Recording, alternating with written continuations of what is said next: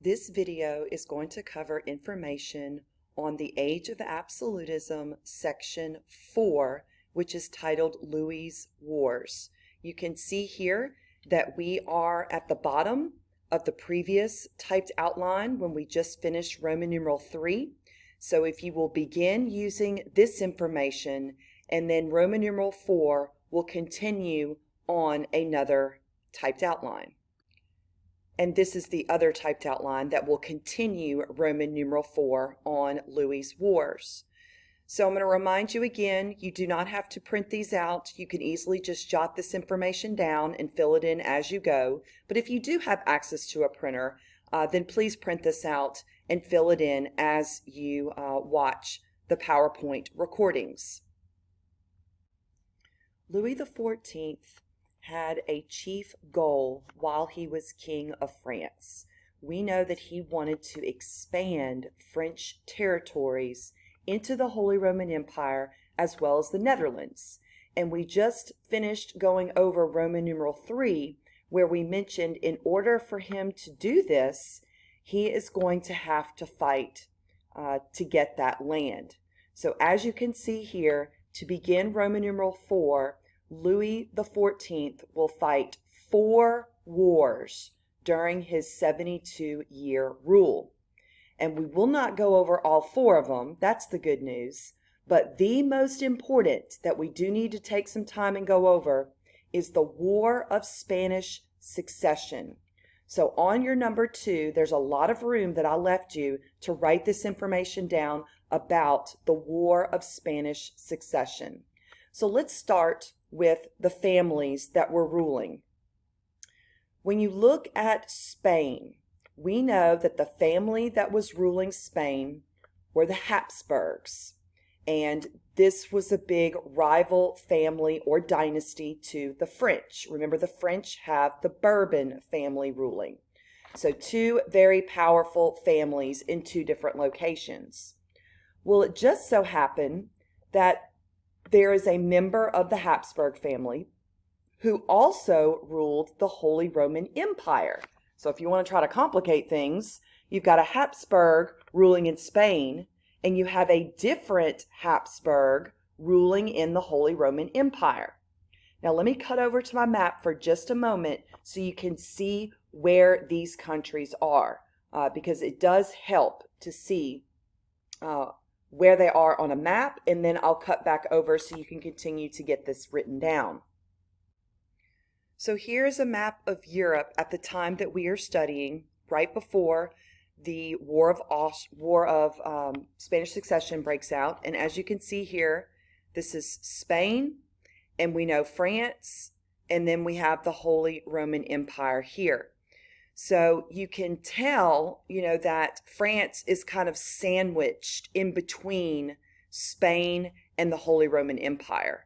So that's not very comfortable for them, and it's also more of a threat to them. Even though both Spain and France are very Catholic at this time, they are still not liking each other.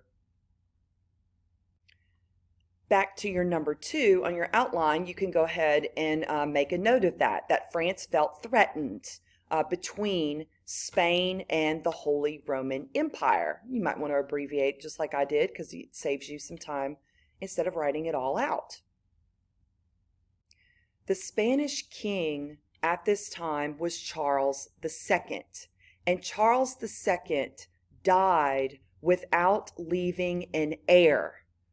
So that is going to cause some issues. Well, what happens next, this is on your number 3, Louis XIV's grandson, who is pictured here, this is Philip of Anjou. That was his title because that's where he was from. He was technically next in line to become the king of Spain. The problem with that is, for Spain, he's a Bourbon, okay? And he was basically a young teenager at this time who didn't know much about ruling a country. So you can imagine what Louis XIV is thinking. If I can just get my grandson on the throne in Spain, then I can control Spain through my grandson. He believes he can manipulate his grandson and control his grandson because he's at such an early age in his life. So it says here that if Philip of Anjou were to become the king of Spain, not only would he rule Spain, but basically he would be, ruling France as well. Because, like I said, Louis XIV would control his grandson. And so France and Spain would be under one rule. So again, not trying to confuse you, but basically Louis XIV would control both France and Spain through his grandson. So this, of course, is going to set off alarms among the neighboring countries in Europe. Because again, think about what this means for France. If this does happen, France will become very powerful. So you can imagine what other countries must be thinking at this time when Charles II died without necessarily appointing an heir to the throne. Usually when a king dies, his son takes over. Charles II didn't have sons that were around. So again, this is your next individual in line to rule Spain, Philip of Anjou. We're going to move on to the next part of your typed outline on number 4. So just again, make sure you have that available to get the information down. So you can imagine other nations, when they found out about this, they absolutely rejected the idea of Philip of Anjou taking over Spain. So what these other countries are going to do is form a coalition, more about that word in a minute, to keep a balance of power in Europe. If you look at your number 5, I gave you some room underneath to explain what a coalition is and what that balance of power phrase means in this case. So start with a coalition. Anytime you see the word coalition, it refers to a collection of nations that come together for a common purpose. Collection of nations that come together for a common purpose.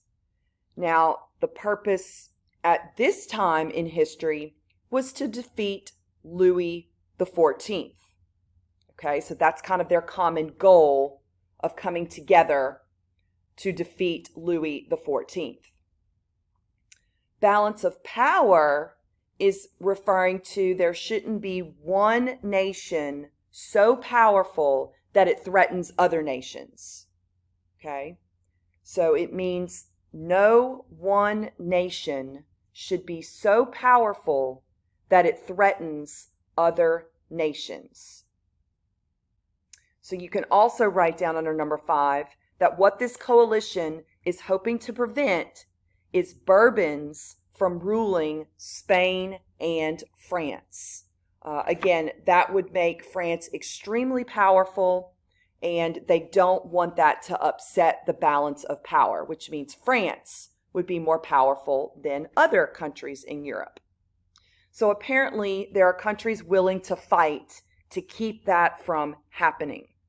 Because again, Louis XIV, he's determined to make this happen, to get his grandson on the throne so that he could control both Spain and France. On your number 6, we need to mention who is on what side, okay? Now, this shouldn't surprise you, but I'm going to explain why. France and Spain are fighting together, okay? So you might be thinking, well, wait a minute. Why doesn't Spain try to fight and prevent this from happening? And it's because before Charles died, he did make a suggestion that Philip, he'd be fine with Philip ruling. Okay, so there are people in Spain that do want to honor the dying wishes of the king, even though it wasn't put in writing and made official. He did speak to close advisors and was just fine with Philip of Anjou taking over. So France and Spain are fighting on one side. They are going up against this coalition, which is mainly made up of England, the Holy Roman Empire, and then just some other nations that it's not even worth mentioning. Okay? So on again, number 6, you're putting that information in those blanks. Let me also cut to my map for just one more thing as well before we move on. So here's a different map where you could see the alliances that are set up. So you've got France and Spain, and then here in orange, you've got Great Britain and, of course, the major countries of the Holy Roman Empire that are going up against France and Spain. So we can see that France and Spain will lose this war. So again, don't forget that last little part of 6 should say lost. So the results of the War of Spanish Succession with France and Spain on the losing side, they are going to sign the Peace of Utrecht. This is the official treaty that will end the War of Spanish Succession. So on number 7, you can either put Peace of Utrecht or Treaty of Utrecht. Those words, peace and treaty, are interchangeable, and you can use either one, and it means the same thing. Underneath number 7, it's important that you put the terms of the treaty, which means what is actually said in this treaty. The King of France and the King of Spain could not be the same person. So there is written documentation of this. Okay, so sorry, Louis the 14th, you are not going to be able to rule Spain through the eyes of your grandson because they cannot be the same person.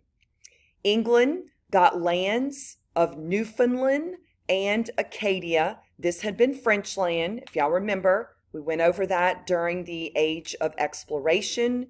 You knew that these were French lands. Now you can understand when England will get these lands. Remember, Acadia gets renamed to Nova Scotia. Also in the Peace of Utrecht, it states that Louis's grandson was allowed to become the King of Spain, Philip V. But again, it is spelled out very clearly that he is to rule without any interference or influence from Louis XIV. So Philip of Anjou will now be crowned Philip V of Spain. So don't forget to make a note that is who Philip of Anjou, this is his new title now that he does get to become the King of Spain. Since Spain was on the losing side, and this should be on number 8, Spain lost the Asiento, which is a contract that allowed England to sell slaves in the Americas. So Spain had this contract. They monopolized the slave trading business for the Americas until this war was fought and Spain was forced to give up this contract and control to England. So England now will have these particular rights to do this. England also got Gibraltar from Spain, so I would make a note of that on number 8. And with this war coming to an end, France will not be able to expand as much as what Louis XIV thought. So that's why I want you to put down where it says French expansionism was stopped. So he wanted to get a lot more than what he actually will get. Because remember, this is just one of the 4 wars. Some of the other 3 wars that he fought, he was able to get land, okay? But when this war was fought, it'll all stop as far as French expansionism goes. Next, we're going to take a look at the effects that this war had on France in particular. So the rest of our information on Louis's wars will be on another video.